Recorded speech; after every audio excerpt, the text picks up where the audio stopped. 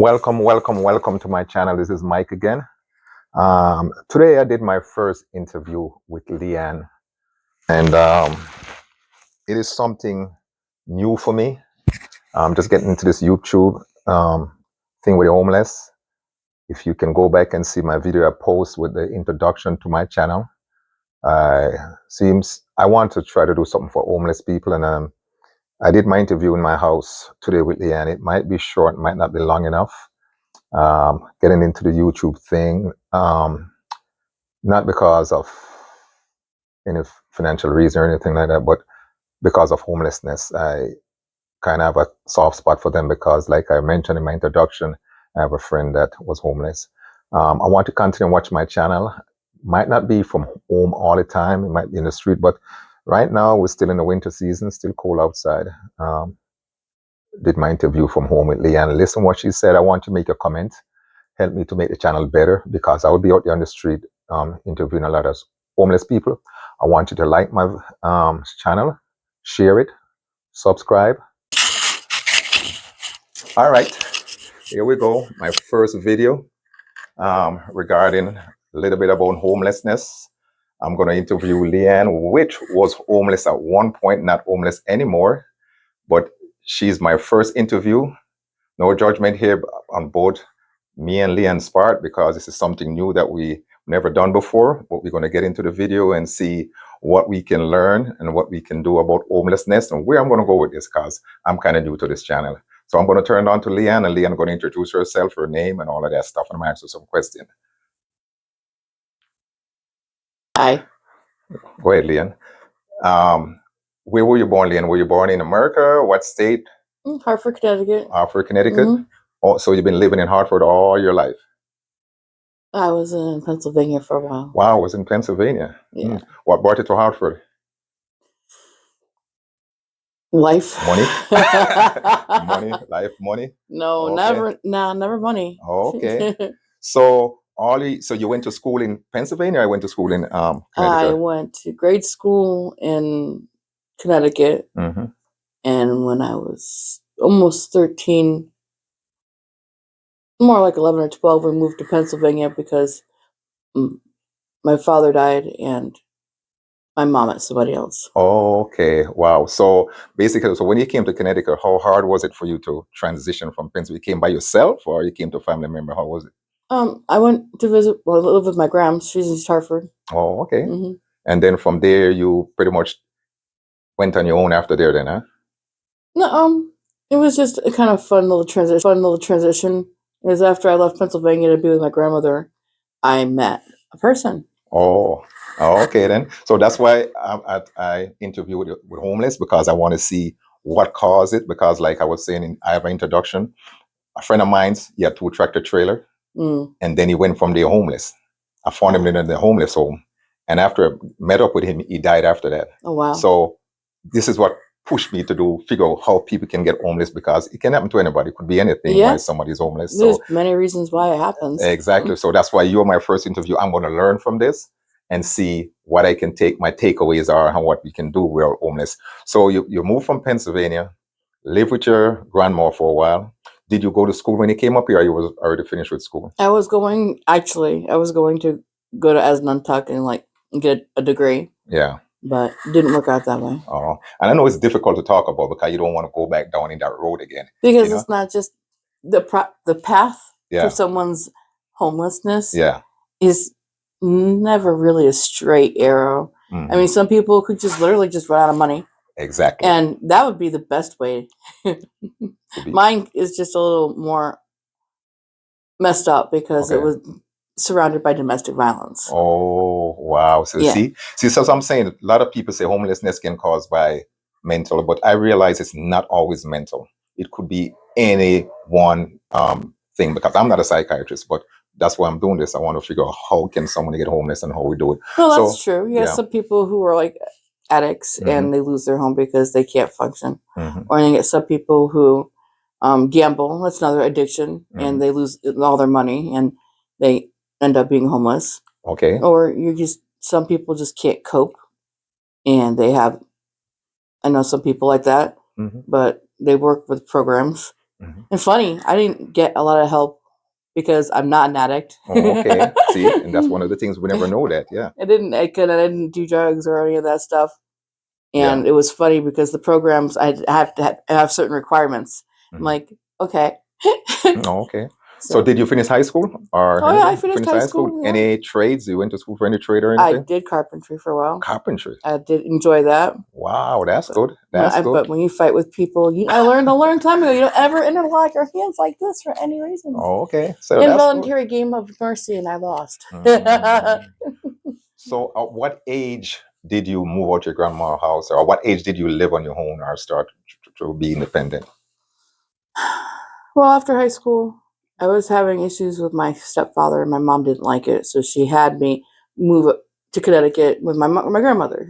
So I had a safe place to be. But as I was working 2 different jobs, trying to save money, I met a person. Yeah. And I moved to Kim, or did you? There it is. Yeah. No. Yeah. All right. So after that, so you moved, so you get your own place. At that time, I figured rent was cheap then too. No, honestly, because I was living with my grandmother and I was just working the 2 jobs. When I met someone, I did not have a day life. I was second job, third shift, sleep. Wow. Then when you got into the picture, I couldn't be all day long. I had to sleep some point. So I got rid of the third shift job. Then we ended up moving together to Enfield because that's where he was from. And we were on Park Ave for a while. And then I got pregnant. Okay. And then what age was that when you got pregnant? The first 23. Oh, that's pretty good. Yeah. Oh, okay. And then he bought a house on Lincoln Street, and so everything was going great. Everything was good then. Everything was doing good, fine and dandy. So after your first child, so you weren't homeless at that point. None at that point. So how many kids do you have? 2. So at what point did you get homeless? After the second kids, or what? The transition. We haven't got to the homeless part yet, but at what point? Because of my first child was autistic. Okay. They could understand that we going to go to school with bruises because he would just run and slam into things, and he always had bruises on his legs. And because he's autistic, we had birth to 3 and everything, and so it was just in the way my ex was. They thought there was some unhappiness in the home. Okay. And so DCF was involved a lot. Oh. And it got to the point between all the things that was going on with my ex and the things in the house, I tried to leave, and I thought I had somebody that was going to work with me. And like she always told me for years, you have any issues, you should really leave them. I'll help you until you get on your feet, blah, blah, blah. So I made her understand I was serious about this leaving, and she was okay, sure, no problem. We set it up for about over a week. When push came to shove, she freaked out because I was serious. She goes, "I don't want him coming to the house. I just moved in. He's going to cause a problem." So I packed what I could, and she brought me to the police station. And from the police station, I went to domestic violence shelter. And at that domestic violence shelter, I was talking to my sister. I was trying to get my cousin Johnny to get some stuff out of my house. And I didn't remember his phone number. So she thought I talked about my ex. And so she called him. So they thought that I did it, endangering the whole household. So they moved me to another place, another domestic violence. Then. So when you were in the domestic violence because of your affair, did you think you get enough help from them or enough support, or you don't think they were supporting you as much as you think you needed? I don't know. I guess the domestic violence place could only do so much. I did get a free divorce because of the situation. Okay. But when I ended up in the regular shelters, my ex had the house still, the money, and new people that were automatically there to help. Wow. So you didn't get the support that you needed? No. So okay. So before you end up in the shelter, right? Did you know that you were going down that path, or did you see that you figured that you? No, I thought I was going to get help with my kids at the domestic violence shelters because of my situation, and I couldn't leave the state because of the kids. So and my mom lived in Pennsylvania.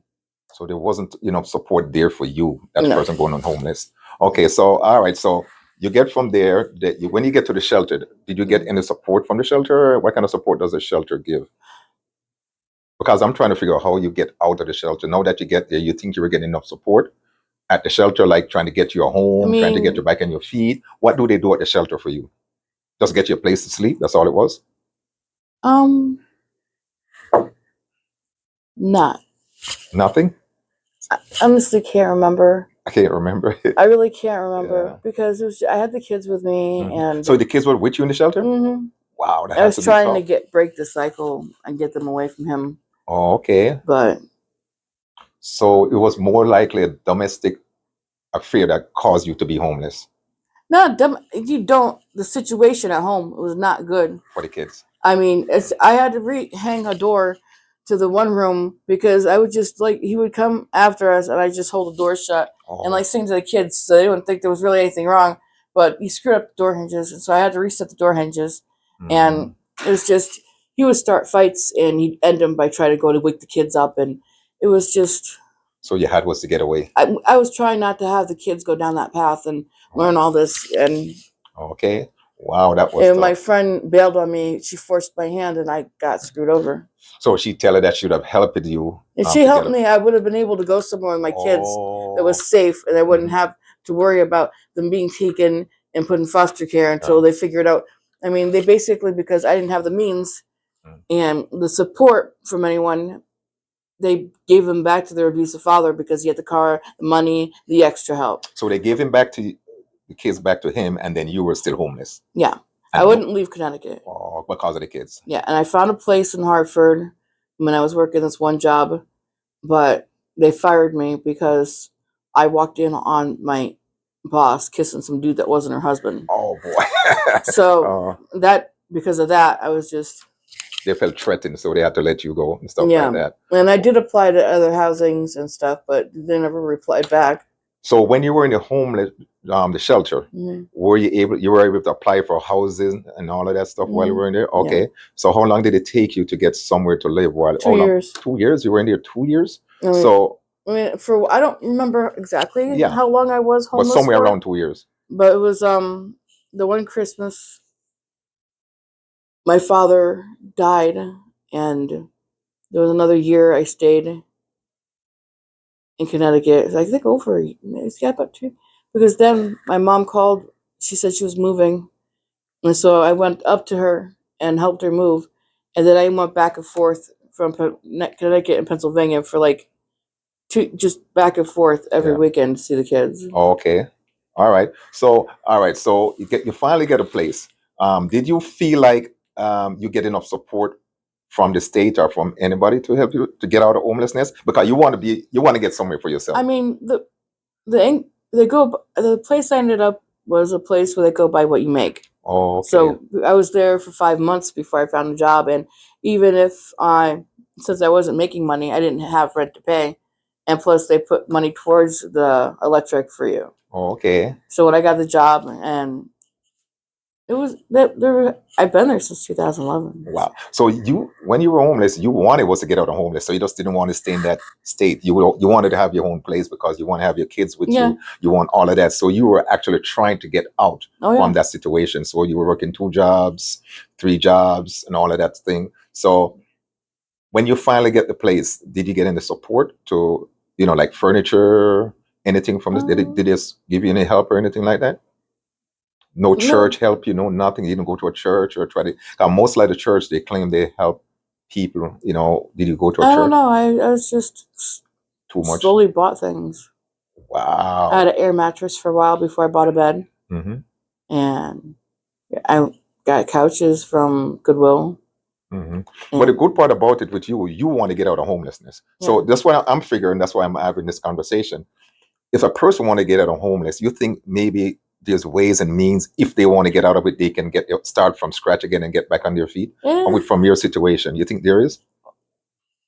It's not that easy. Not that easy? Because if you're homeless, and even if you don't have a car, depending how homeless you are, I mean, do you have a job? Can you go back and forth? Or some people, you go to these shelters and they steal stuff from you, and they use more things that you don't ever. It's ridiculous. Also, they steal your stuff at shelters and stuff like that. And no matter where you do or where you go, it's never safe, really.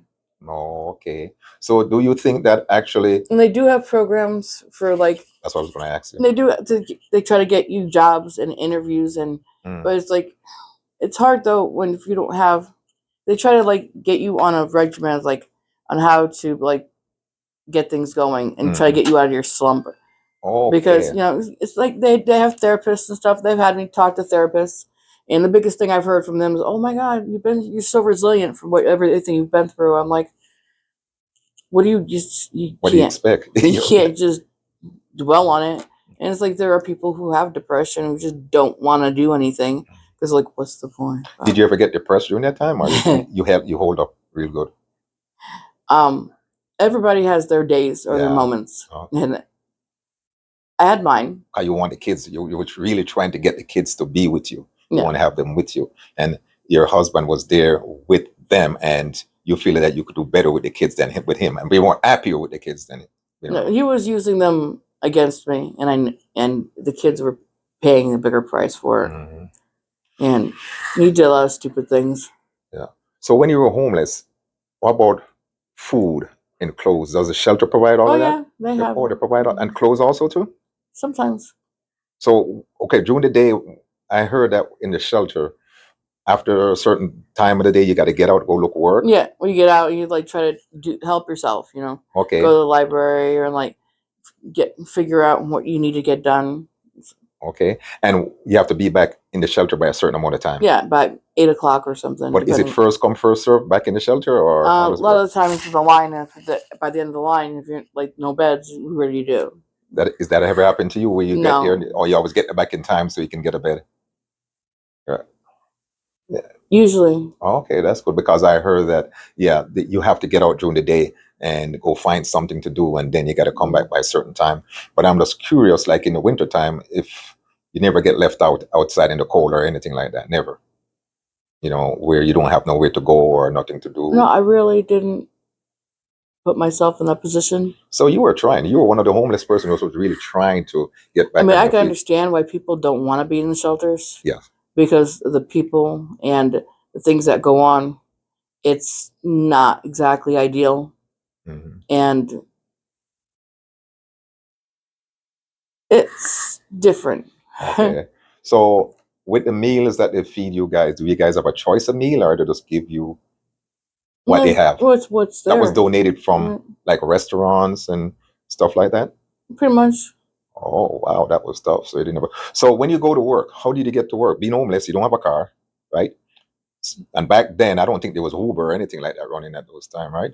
Oh. No? So how did you get back and forth to work? I was in Hartford for a while, so basically buses and walking and buses. Did they ever get picked on by anybody? Anybody ever tried to rob you or any?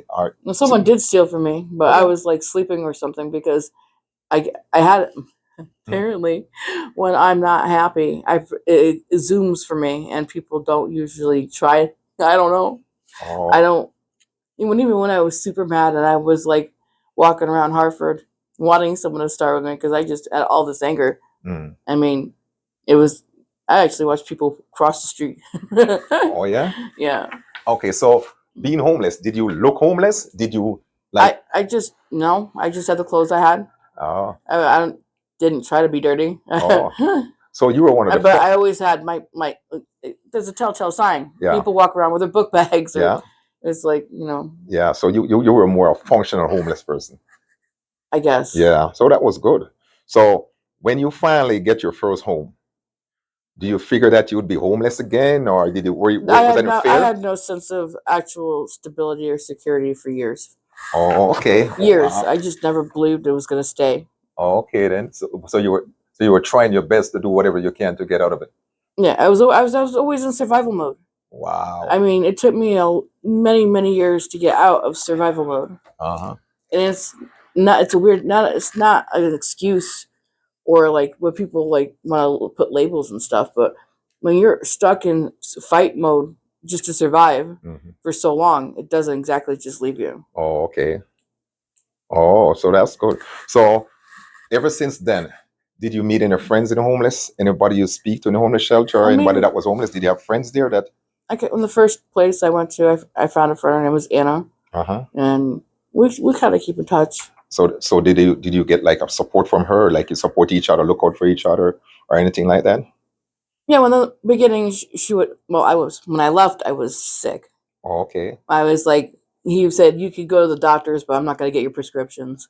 I was like a week away from walking pneumonia when I left. Wow. And it was a struggle. It took a couple rounds of antibiotics to like start feeling decent. But being homeless with the kids that sick, it was interesting. Did you get any type of medical when being home? Any type Well, of? I always had state from the kids. Oh, because, so being home. So is it because of the kids you get the medical, or because? Yeah, well, I had before I had the kids, I was like on Husky. Oh, okay. But I was like on Husky D or something. Oh, okay. But then when I got pregnant, they put me on to Husky A. Okay. And so until the kids turned 18, I was Husky A. Okay. And then we all were. And then when they changed, like aged out, and then now we have medical, but it's not as high because you don't really need it anymore. Okay. So the skill that you learned when you were in school, the carpentry, did that ever take you anywhere to, did it ever help you to do anything? Yeah. Did it ever help you any? Not really. No? I didn't have my tools. My ex sold most of my stuff I was building. Oh, wow. And you said he did buy a house, right? Yeah, he bought a house.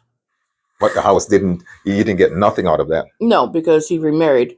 Oh, you remarried. Oh, so you didn't get no help from there, nothing from there. Oh, so you were all on your own pretty much. Yep. Wow.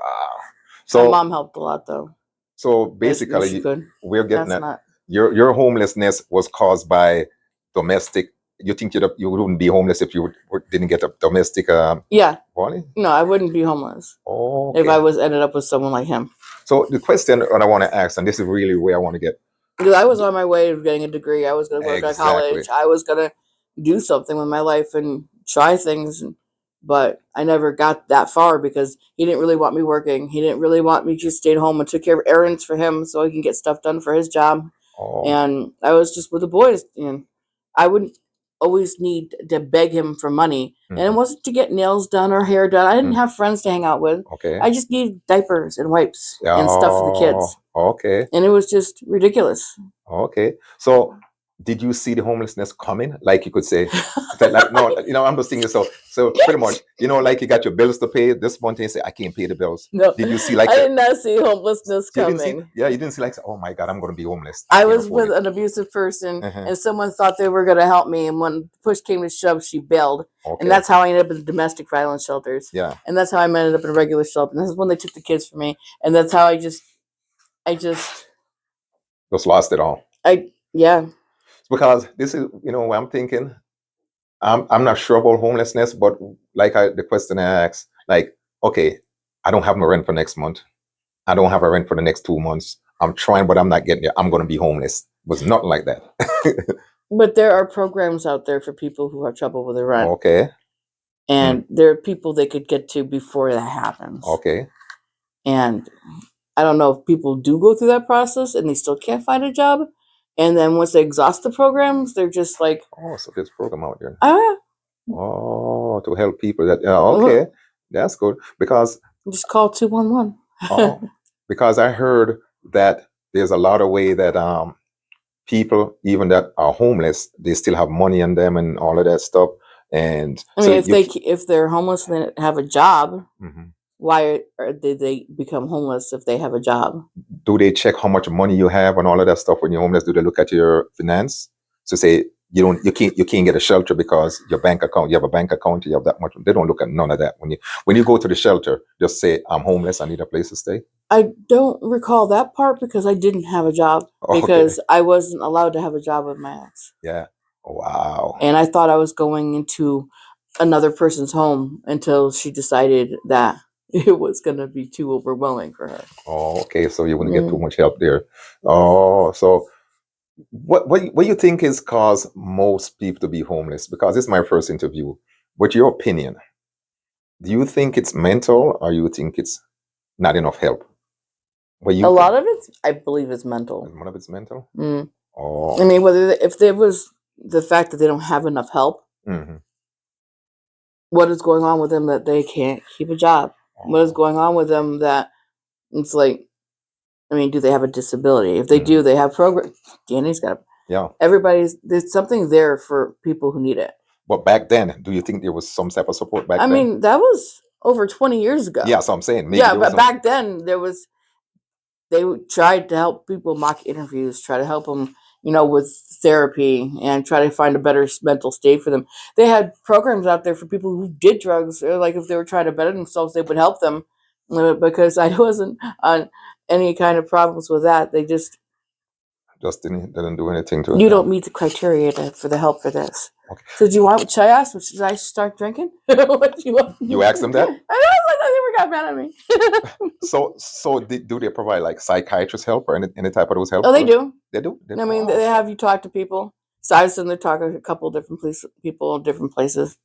And they just didn't seem to understand where you're coming from. Yeah.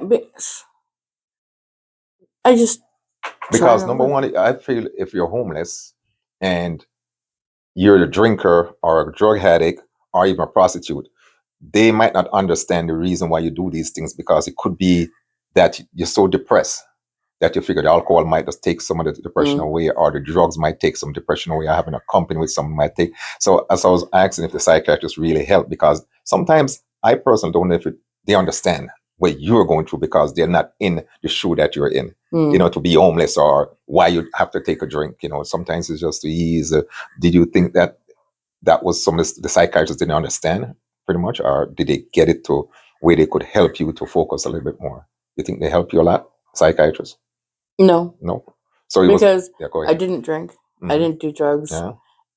It wasn't in the streets. It wasn't in the streets. And it's not like, I mean, my biggest comfort is food. Oh. That's why I'm so big. Oh. And they were saying too, like sleeping and eating is a sign of depression too. Yeah. Is that true? Yeah. Oh. Because one year when I was with my mom, I wasn't allowed to see the kids for like Christmas. So I went to her place in Pennsylvania. And I went to bed at 8 o'clock, and I didn't get up until 5 o'clock the next afternoon. Oh. And I don't sleep like that. I didn't get up to use the bathroom. I didn't get up. I'm out cold. There's no life. I was total depression. And when they woke me up finally, and it's like, it was because someone was there. We were supposed to go do something.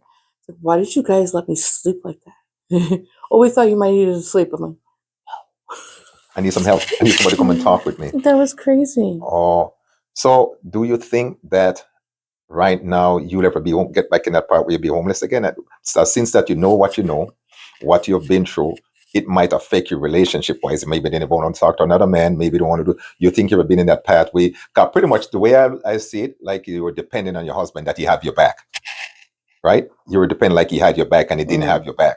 So he left you out in the cold. So do you think you ever get back in that situation again? Well, I don't know. I haven't been.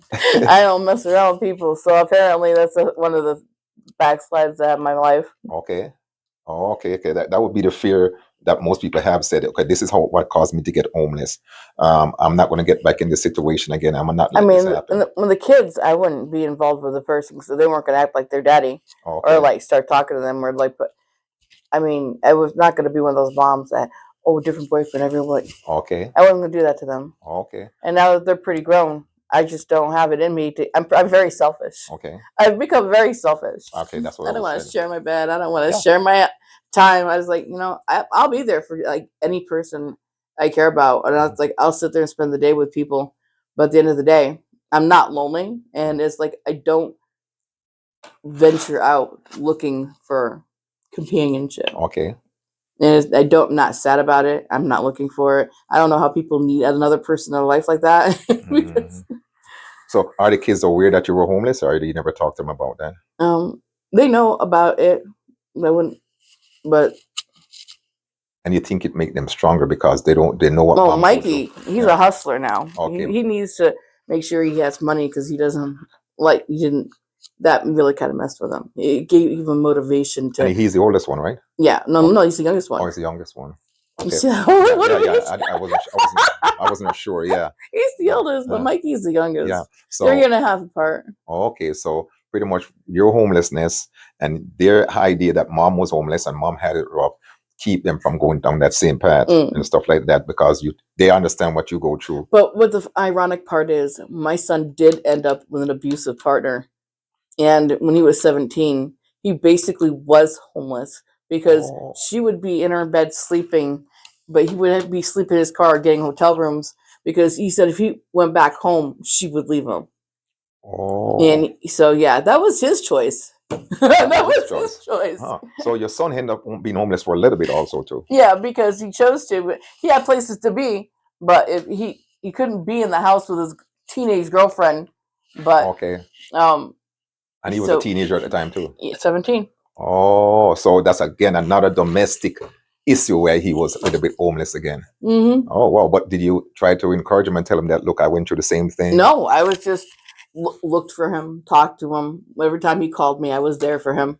So we knew that he had some place to be, that someone cared about him. Okay. But it's like 3 o'clock in the morning, he's freaking out. I'll find him or go to him. Or it's like he didn't want to lose her, so he didn't do much more. One time he got a concussion, and because her mother lives in a hotel room, she had a guest pass for some people. And he used that to get into a bed because he didn't want to be around his girlfriend and her father because they were being too noisy because he had a concussion. Okay. So I'm sitting there at work trying to get a hold of him, and he's not responding. I called her, and it's like, well, I don't know what. I think he was in a hotel room. It's like, we got to find him. Okay. And it's like he was sitting in a hotel room, unresponsive, until he finally heard. Well, I was calling him over and over again, listening to doors to see if I could hear his phone. Wow. He finally heard his phone and came out. He was so disoriented.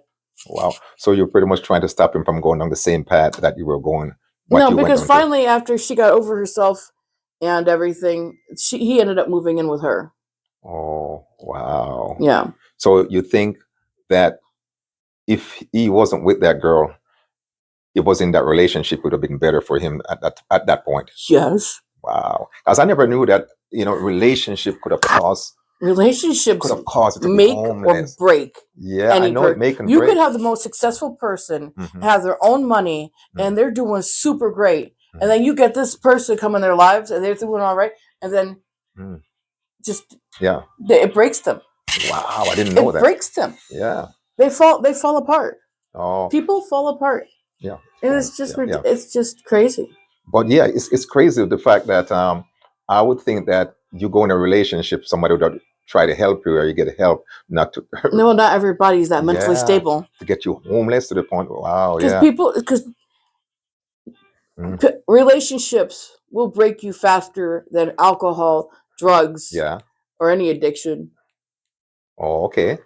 Wow, that's crazy. Yeah. So your son didn't get completely homeless. He was just not living at home, just living in his car for a little bit.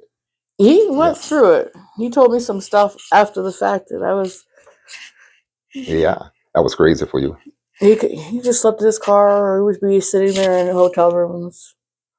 That's not good. So basically, like I was saying before, so you don't think you would ever get back being homeless? Why would I do that? No, I'm just saying you would see it coming this time. Yeah. So, for example, if you get in a relationship and you see the same treatment that you were getting before, you'd know it's time to go. I mean, relationships. I mean, people who barely know me, it's like I give you respect a little bit. Whether you do with that respect or grows or not is on you. Okay. So if I gotta get disrespected, I just don't deal with you. Okay. So how do you feel when you see homeless people now? I don't feel any different than I used to know. I mean, people are people. Yes. For me, any person is just a person, and any person I meet gets that little bit of respect. Okay, from that's me. good. That's good. That's good. Yes. What they do with that is on them. It's on them. So when you see the homeless people out there begging money and asking for help, do you feel a need to? I do have a feeling. I do feel a certain way. I kind of get mad. Okay, that's exactly right. I get mad. Why? I don't know, because those people half the time are just scammers because they have a place to be and they make more money than me doing the shit they're doing. Yeah, that's true. And so, I'm homeless. I'm like, bitch, you got a warm place to be tonight and you've got more money than I do this week because I just spent on everything else and you're just good. Yeah, the way they make money isn't ideal, but it's, they don't want to be around people and function in society because their lifestyle. They don't know how to pack it down and conform. Yeah, that's my biggest fear when I see people out there begging me money also too, is that are they really homeless? Are they really just doing to make money? That one girl, have you ever seen her? She's always in her cart. Yes. She won't accept help half the time. She'll sit there and talk to you, tell you all about everything. I don't know if you ever find her, you should talk to her. Oh, I've seen her. Yes, I've seen her. But yeah, maybe I need to talk to her too. Yeah, but people. She actually has a page on. She has a page on the forum, Enfield Forum, about her, where people will keep tabs on her. Is she okay? Where did she go? Oh, I talked to her. She went to this. She needed help. She went to that. It's like, oh, someone's watching her cart for her because she went to the hospital and stuff like that. Oh, okay. Because like when I talked to you before, you were saying that how would I know a homeless person want to talk to me and tell me about? I know it's difficult talking about being homeless. I've heard that she doesn't mind talking about. Okay. Maybe I'll sit one day and talk with her when I see her on the road, because it's a difficult thing to talk about being homeless. I've never been homeless, but like I told you, it's funny you say that, because when you're talking to a homeless person, it's something fresh for them. They could just tell you about what's going on. Okay, yes. But to be out of it, and go revisit it. Yeah. But I think you're the perfect person to talk to for the first interview for my channel, because you came out of it. Yeah. So if somebody's looking at this or hearing this, they can say, Leanne came out of it, so there's a way out. Yeah. How did she deal with her? How did she call? How did she get there? But speaking to a person, I don't know, for me, that's homeless and still homeless. But people might say, what's the use? What are you going to do for them? What can you do for them at that that's moment? why I like where I live, because if you not making money, they go by what you make. Correct. And if you're there and you don't have a job, you don't have to worry about rent. You have somewhere to live. Yeah. Oh, okay then. So because this is where I personally, when I start this, when I think of starting this channel, I want to see what I can do for the homeless. I don't know how far it's going to go. So that's the problem. There's a lot of homeless people and not a lot of facilities that could do that. So it's a long waiting list, and people don't have the ability to get in there. Correct. I was lucky because I was 2 years before they got back to me. Wow. And I was already living in Pennsylvania and coming back and forth for the kids. And when I got there, they were so good. They knew I didn't have my kids, but I had them on the weekends, and they still gave me a 3-bedroom house for my kids. Just in case you get the kids and stuff like that. No, they came, and whenever he couldn't deal with them, I had them more. Or it's like Mike, because Danny is the way he is with his autism. He was very angry with it because of his father. Oh, okay. And the things his father would tell them about me. Mom can't be like that. They were thinking, yeah. It was a process. Yeah. It was a process. Yeah, but that was good that you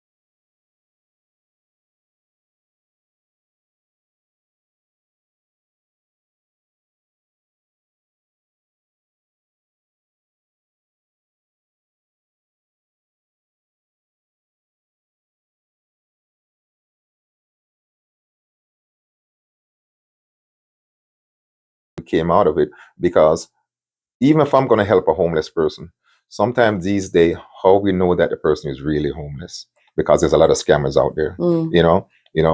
But I can't look at a person and say this is mental, this is drugs or anything like that. But if I'm going to go further on and help people, like see them on the road and say, okay, I can give you a dinner, I can do this for you, how do I know they're telling the truth?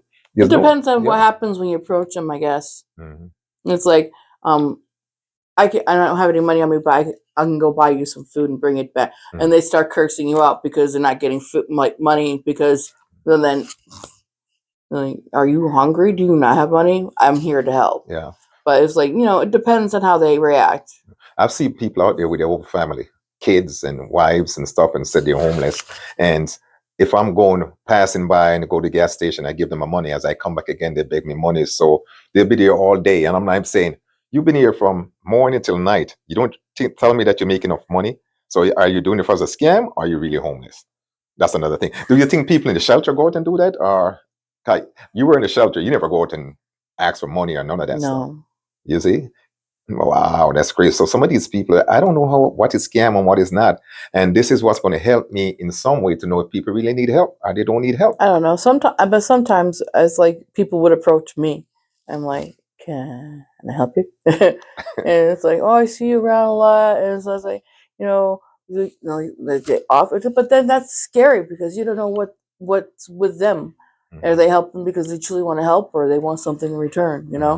So when you were homeless, right, and say you were working, you got some work at some point, right? Well, yeah, I was able to get my place in Hartford because of that. So did your co-workers know you were homeless? Well, I didn't walk in and say, "Hey, I'm homeless." No, they couldn't tell. No, so nobody didn't ask us, where did you live or nothing like that? I had an address. Oh, you had an address. Okay.